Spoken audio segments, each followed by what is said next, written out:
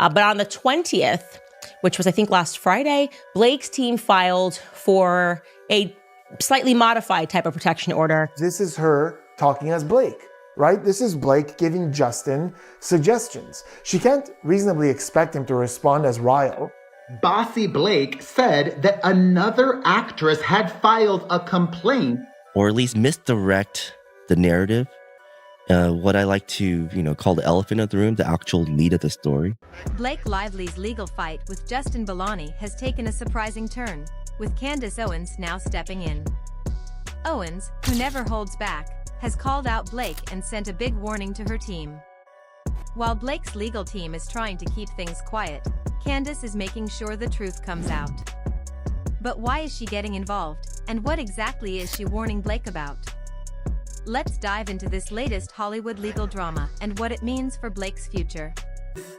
Blake, David, and is Justin Baldoni Goliath? She's the one that has the slingshot. In other relevant news, we are still waiting for Judge Lyman to rule on whether or not the extra protective order that her team requested will be granted. Leaks and very sensitive information are of great concern, especially information related to Taylor Swift. And I like to be honest, I have no idea if this is true or not, but the Taylor Swift of it all continues to make a lot of chat. For weeks, Blake Lively and Justin Baldoni's lawsuit has been all over the headlines. What started as a professional disagreement has turned into a full-blown legal battle, with lawsuits, leaked footage, and accusations flying everywhere. But here's the surprising part: Candace Owens is now involved. The conservative commentator, never one to stay quiet, is now voicing serious concerns about Blake's actions. Candace's name being linked to this case has only stirred things up more, showing that this legal drama is bigger than anyone thought. But on the 20th, which was, I think, last Friday, Blake's team filed for a slightly modified type of protection order that would include increased protections to third parties. Now, we covered this filing. I told you that essentially what was buried in it was what I would describe as the Taylor Swift clause. I'm just calling it the Taylor Swift clause, essentially allowing the respective lawyers to just deem anything that they want attorney's eyes only, right? So they're like, they get a document and they're just like, you know what, this one, you can see it, Brian, but it's attorney's eyes only. You can't show that to anybody else. So it's really important that you guys understand this differentiation. Like, we have to distinguish between the two, what a standard court protective order is and what Blake Lively's team is asking for, which is an attorney's eyes only designation. Taylor Swift was LOLing with Blake Lively about being a dragon. She was like, yeah, I'm a dragon. Rawr. And she was like plotting the takeover of the movie because she's bored and it's Tuesday and Joe Alwyn isn't responding to her text messages anymore and she's already finished her album. Well, Blake Lively's team is essentially requesting the right for their attorney to just designate that AEO, attorney eyes only, because that might unfairly harm the reputation of Taylor Swift. So to be clear, if the judge actually grants that kind of a protection order, the attorneys would become the judge of what exactly could be designated AEO. Does that make sense? I hope that makes sense. I used a lot of examples there that were very strong examples. So let's revisit the language from Blake's initial filing, asking to strengthen the protective order. As Candace Owens speaks out, Blake Lively's legal team is reportedly in panic mode. New reports say Blake quietly changed parts of her lawsuit after Justin Baldoni leaked footage that contradicts her claims. This move has only made things worse, leading people to question how strong her case really is. If the footage directly disproves her allegations, why change the lawsuit? It's got many wondering if Blake is trying to backtrack to avoid more exposure. Candace Owens isn't buying the back and forth and is making it clear that something doesn't add up. This is her talking as Blake, right? This is Blake giving Justin suggestions. She can't reasonably expect him to respond as Ryle, But then to be fair to her and see it from her angle, her insisting that they talk more could be her way of saying, I'm not as comfortable with intimacy in this moment. I'd rather this scene be, or at least I thought this scene was going to be more about talking and dancing. So we could see that, especially when at some point she spins and starts engaging with one of the extras. And this is something that I always look for when I'm trying to gauge stress or nervousness. And we see this in poker games a lot, or in all kinds of games of deception. And it's funny because I've said this on the channel before, and a lot of commenters have said, oh my God, I do that too. Where in a game of deception, when someone is actually stressed by something. So in acknowledging the audience, she's clearly talking as Blake. In fact, she's been talking as Blake this entire time. So I keep going back to how strange it is that she would say he was talking to her as Justin, when she keeps talking to him as Blake. It's not like she was trying to be Lily and he's cutting that off to be Justin.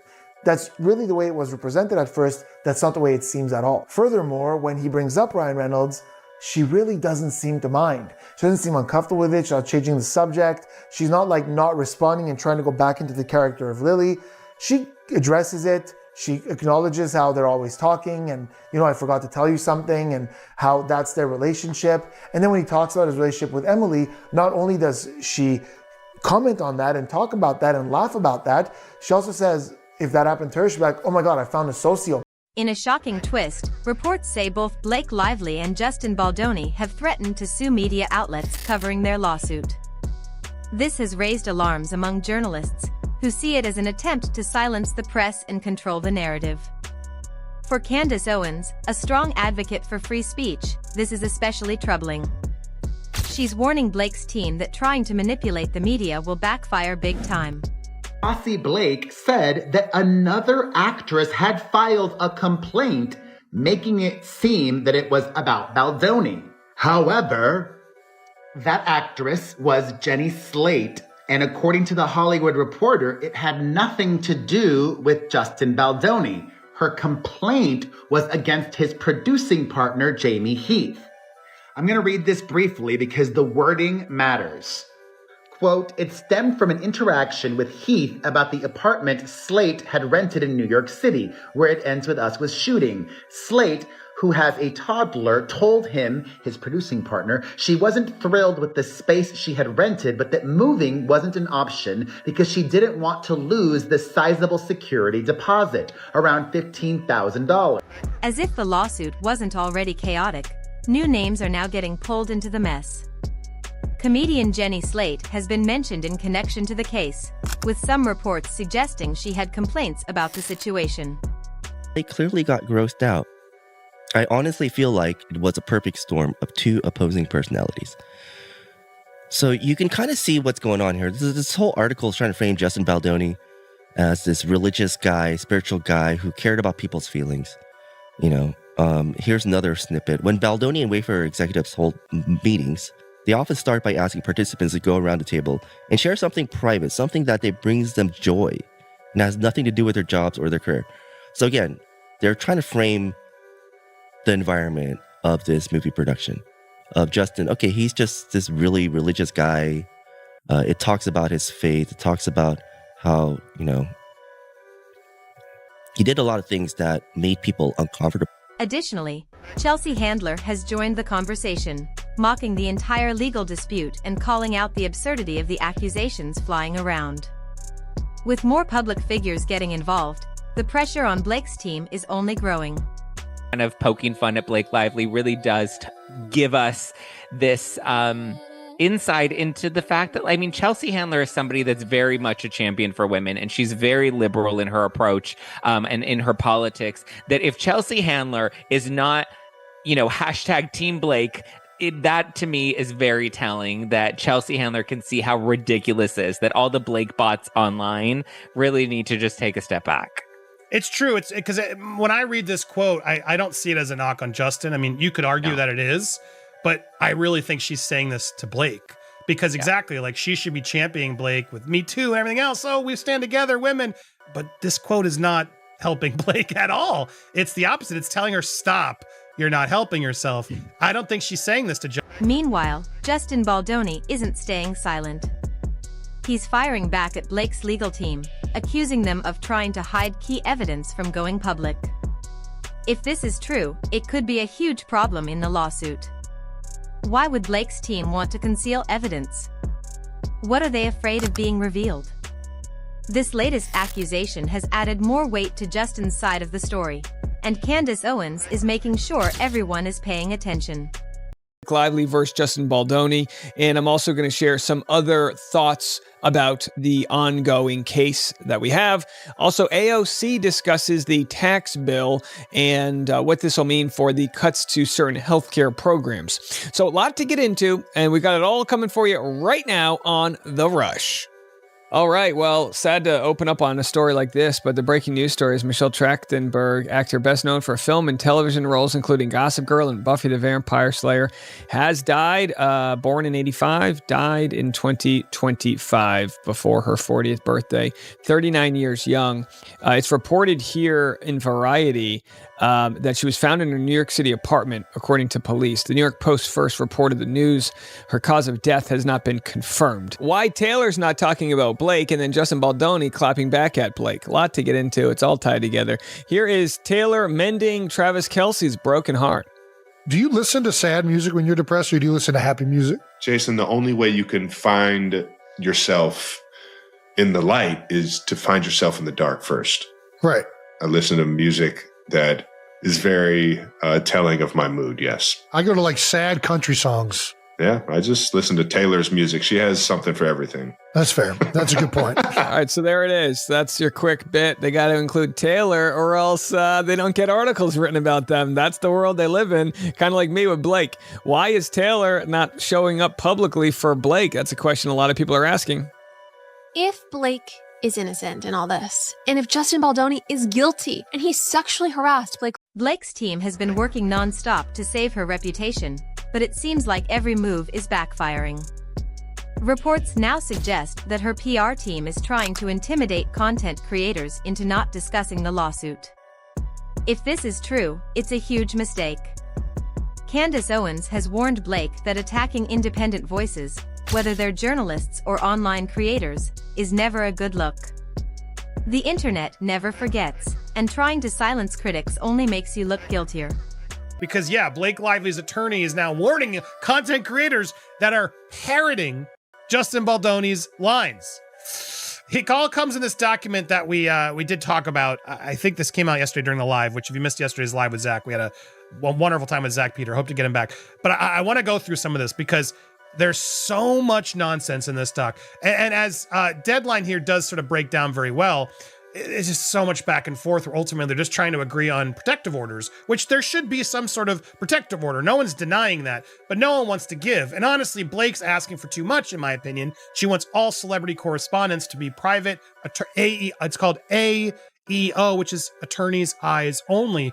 All sort of private mentions from celebrities, etc., should be only for the attorneys. It's like, girl, no. You published his text messages. Can we just hold on, Blake? In a strange turn of events, reports say that PR members were told not to ask Blake Lively any questions about Justin Baldoni during interviews. This move has raised a lot of eyebrows because, if Blake had nothing to hide, why go to such lengths to avoid the topic? Candace Owens has pointed out that dodging the truth and trying to control the media narrative only makes people more suspicious. Was brewing, interested in the press tour that accompanied the film. You were there. You reported on the press tour for It Ends With Us. What was it like? So I think what was really interesting about this premiere is that by the time they got to London, they had already done a number of premieres in the US, and rumours started spiralling at the New York premiere when they were not spotted together in any photo. So usually you'd expect co-stars to have their picture done together, they'd walk the red carpet together, they'd do press interviews, but they did them totally separate. So you've got Justin Baldoni and his wife having their pictures taken and him doing press on one side, and then you've got Blake Lively, Colleen Hoover, Brandon Sklenner, the other actor in the film, having their pictures together and doing press together. And Yasmin, as a journalist attending the premiere, were you given any direction from the PR teams? Were you told there were certain things you should ask or could ask or shouldn't ask? At the London premiere, we were essentially warned as press. I work as a presenter on a daily news programme on the BBC News Channel, and interviewees are not able to make demands about the questions that they're willing to answer. Is this usual, Yasmin, in the entertainment space that PRs are able to come and kind of manage the press in this way? It's actually really uncommon. So in entertainment reporting, it should be just the same as it is in news reporting. We cannot have publicity teams telling us what we can and can't ask. And we usually and very often do turn down interviews where we are told you can't ask about XYZ if we think they're relevant to the film. I think there are ways of getting around it, which is clearly what happened at the press tour here, where we get told, of course, you can come to the red carpet, you can ask whatever you like, and then about a minute before Blake Lively comes to you on your spot to interview her. Blake Lively's legal battle with Justin Baldoni has now reached a critical point, and Candace Owens is making sure everyone is paying attention. With Blake's team scrambling to control the fallout, accusations of media threats, legal contradictions, and hidden evidence are quickly piling up. I want to know the general sentiment of Justin Baldoni versus Blake Lively. Also, how much of the article is about Baldoni versus Lively, and how much is positive or negative. And so I pasted the article. So again, let's see what the AI said about this article. Just reading it from a sentiment analysis, black and white, no bias, right? Justin Baldoni, mixed to negative. The article spends significant time discussing Baldoni's connection to the Baha'i faith and how his religious and personal behaviors may have contributed to the conflict. Again, how his views, personal behaviors related to his faith has contributed to the conflict. Right? And it goes on and says, the article also details how his faith-driven approach made people uncomfortable compared to the Scientology, and highlights allegations of unprofessional conduct on set. And if Candace Owens' warning is anything to go by, Blake might soon regret how she's handled this entire situation. Is this the beginning of the end for Blake's case, or will she somehow manage to turn things around? One thing's for sure, Hollywood is watching.